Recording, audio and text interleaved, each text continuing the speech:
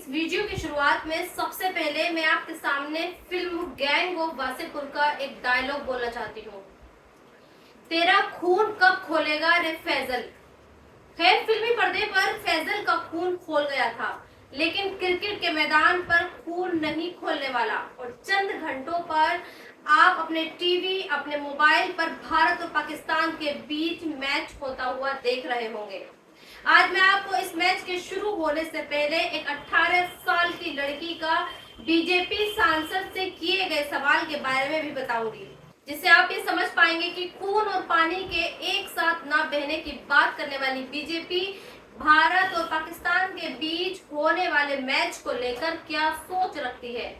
लेकिन आज सबसे पहले मैं आपको वो खबर दिखाने जा रही हूँ जिससे आप ये जानेंगे कि आज सारी कायनात सिर्फ यही चाहती है कि दुनिया में जितने भी क्राइम हो रहे हैं वो सिर्फ मुसलमानों के खातों में ही आए। जिस शख्स को आप देख रहे हैं, ये शख्स अमेरिका के एक शहर यूटा का गवर्नर स्पेंसर कॉक्स है। आज इसके दिए एक बयान की चर्चा पूरी दुनिया में हो रही है। दरअसल कल देर रात अमेरिका की पुलिस ने यह खुलासा किया है कि डोनाल्ड ट्रंप के दोस्त चार्ली कर्क की गोली मारकर हत्या करने वाले का नाम टेलर रॉबिन्सन है और वो उसी शहर का रहने वाला है जिस शहर में चार्ली को गोली मारी गई, और वो अमेरिका का ही नागरिक है और क्रिश्चियन है। तब यूटा के गवर्नर साहब मीडिया के सामने आते हैं और एक बयान देते हैं। आज मैं आपको इन गवर्नर साहब का बयान हूबहू पढ़कर बताती हूँ। Wish we could blame this on Muslims or migrants, but turned out it was one of us. सोचिए आज दुनिया की सोच कहां से कहां पहुंच गई है। उन्हें ये लगता है कि दुनिया में जब इस तरह का अपराध होता है तो उसके पीछे सिर्फ मुस्लिम ही होते हैं, और जब उन्हें ये लगता है कि इसके पीछे मुस्लिम नहीं हो सकते तो वो दुआ करते हैं कि इसके पीछे मुस्लिम ही हो। चार्ली का कातिल जब तक सामने नहीं आया तो पूरा देश ये दुआ करने लगा था कि उसका कातिल कोई मुस्लिम ही हो, लेकिन चूंकि अब कातिल उन्हीं के बीच रहने वाला एक नौजवान है, लिहाजा अब ये अफसोस जाहिर कर रहे हैं। और जानते हैं अब इन्होंने क्या कहना शुरू कर दिया है।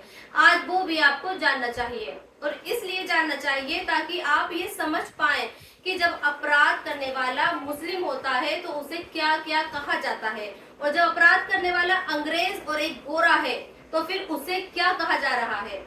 अमेरिका के ही एक शख्स जिन्होंने सोशल मीडिया पर चार्ली के कातिल के बारे में एक पोस्ट लिखी है, और इस पोस्ट में उन्होंने ये बताया है कि चार्ली को मारने वाला टेलर रॉबिन्सन असल में रेडिकलाइज किया गया था। रेडिकलाइज का मतलब कट्टरवाद होता है। ये आदमी ये लिख रहा है कि टेलर रॉबिन्सन ने ट्रंप के दोस्त चार्ली को इसलिए मारा क्योंकि जिस कॉलेज में वो पढ़ता था उस कॉलेज के टीचर्स और प्रोफेसर्स ने उसे कट्टर बना दिया था, और उसके दिमाग में इतना जहर भर दिया था कि घर वालों से भी वो बहस करने लगा था कि चार्ली एक फासिस्ट है और वो समाज के लिए खतरा है। फासिस्ट उन लोगों को कहा जाता है जो ताकत का इस्तेमाल करते हैं, जो लोगों से उनकी आजादी छीनते हैं, जो जबरदस्ती अपनी बात मनवाते हैं। अब मेरा आपसे एक सवाल है, क्या टेलर की जगह अगर तनवीर होता भी दुनिया उसके बारे में क्या कहती? यकीनन सबसे पहले उस पर आतंकवाद का लेबल लगाया जाता और फिर पूरे मुस्लिम समाज को बदनाम किया जाता।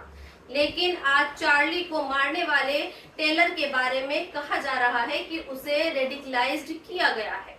आज मैं आपको चार्ली कर्क की एक 7 साल पुरानी पोस्ट भी दिखाती हूँ, जिसमें उन्होंने पाकिस्तान के बारे में लिखा था और ये कहा था कि पहली बार अमेरिका को ऐसा राष्ट्रपति मिला है, ओसामा बिन लादेन को पालने वाले पाकिस्तान को पैसे नहीं देगा।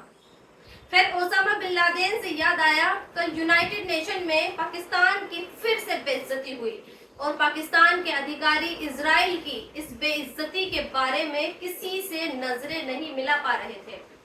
दरअसल पिछले कई दिनों से इजराइल का प्रधानमंत्री नेतन्याहू ये कह रहा है कि जिस तरह से अमेरिका ने अपने दुश्मन और आतंकवादी ओसामा बिन लादेन को मारने के लिए पाकिस्तान की धरती पर हमला किया था, ठीक उसी तरह उसने भी अपने दुश्मन हमास के आतंकवादियों को मारने के लिए कतर की धरती का इस्तेमाल किया है।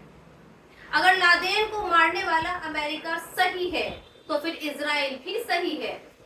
फिर कल यूनाइटेड नेशन में पाकिस्तान की तरफ से कुछ बयान दिए गए और ये कहा गया कि इजराइल आक्रामक देश है, इजराइल कब्जा करने वाला देश है और इजराइल अंतर्राष्ट्रीय कानूनों का उल्लंघन करता है। और जिस तरह से इजराइल ने कतर पर हमला किया है वो एक तरह का आतंकवाद ही है।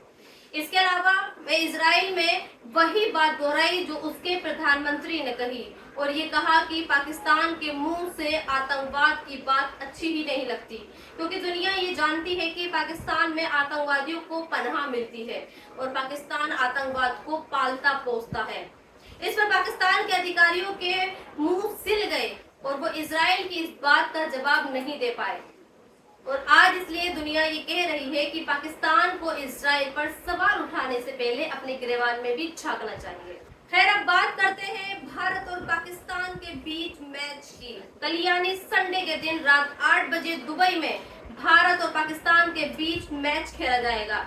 ये आप भी जानते हैं और मैं भी जानती हूँ और हम ये भी जानते हैं कि हमारे देश के लोग ये बिल्कुल भी नहीं चाहते कि भारत पाकिस्तान के साथ मैच खेले, लेकिन फिर भी ये मैच खेला जा रहा है। इसलिए आज मैं आपको इस मैच के शुरू होने से पहले हमारे देश के पीएम मोदी ने 22 अप्रैल से लेकर अब तक पहलगाम हमले को लेकर पाकिस्तान के बारे में जो बयान दिए वो आज मैं दोहराना चाहती हूँ।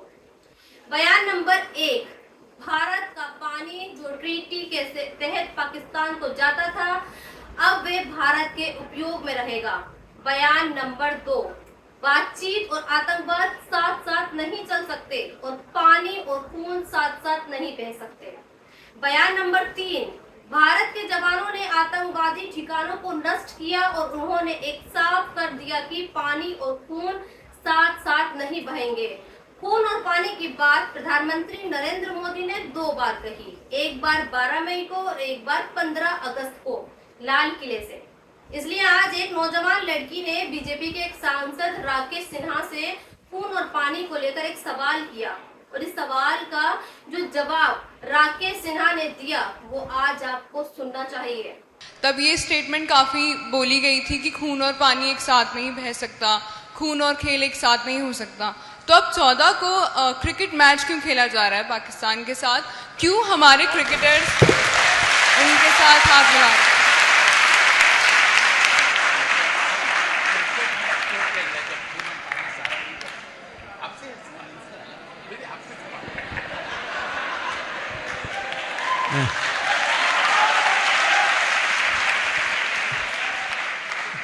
देखिए, हमने खून और पानी का कहा था, हमने क्रिकेट का नहीं कहा था। तो दोस्तों, आजकल एक खबर जरूर सुन रहे होंगे कि जाकिर नाइक को एड्स हो गया है, उनकी पत्नी को भी एड्स हो गया है और उनकी बेटी भी एड्स की बीमारी से पीड़ित है। आपके मोबाइल पर व्हाट्सएप पर भी यह खबर आ चुकी होगी और आप भी ये सोच रहे होंगे कि जाकिर नाइक को एड्स कैसे हो सकता है। वो तो इस्लाम और दीन से जुड़ी बातें बताते हैं और एड्स तो उन लोगों को होता है जो बीवी के अलावा गैर औरतों के साथ हम बिस्तरी करते हैं। तो जरा आज कान खोलकर सुनिएगा, जाकिर नाइक और उसकी फैमिली के एड्स से जुड़ी सभी खबरें फेक हैं और अभी तक किसी भी एक अखबार या फिर बड़ी न्यूज एजेंसी ने इस खबर को नहीं छापा है। ये खबरें सिर्फ social media, Twitter, Instagram, Facebook और व्हाट्सएप के जरिए ही फैलाई जा रही हैं। इस खबर पर मैंने आज के 2 सबसे बड़े फैक्ट चेकर और सर्च इंजन ग्रोक और ChatGPT से पूछा तो उन्होंने यही जवाब दिया कि जाकिर नाइक से जुड़ी खबरें सभी फेक हैं और उनकी और उनके वकील की तरफ से एड्स वाली खबरों का खंडन आ चुका है। क्योंकि जाकिर नाइक हमारे देश के लिए भगोड़ा है और हमारे देश की मेजोरिटी उससे नफरत करती है, लिहाजा उसके बारे में यह खबरें फैलाई जा रही हैं। हालांकि मलेशिया के जिन 2 बड़े अखबारों मलेशिया टुडे और मलेशिया किनी ने जाकिर नाइक के वकीलों के हवाले एड्स की खबरों का जो डिनाइल किया है वो हो सकता है और जाकिर नाइक की ऐसी किसी बीमारी के बारे में सच को छुपाया जा रहा हो। लेकिन मैं सोशल मीडिया पर नहीं बल्कि आज आपके सामने फैक्ट्स पर बात कर रही हूँ और आज की सच्चाई यही है कि किसी भी बड़े न्यूज़पेपर या फिर न्यूज एजेंसी, किसी भी टीवी चैनल ने इस खबर को नहीं दिखाया है। तो दोस्तों, आज के इस वीडियो में इतना ही। आप भी अपनी राय कमेंट्स बॉक्स में लिखकर मुझे जरूर बताएं और अब तक आपने मेरे चैनल को सब्सक्राइब नहीं किया है तो प्लीज सब्सक्राइब जरूर कर दें। शुक्रिया।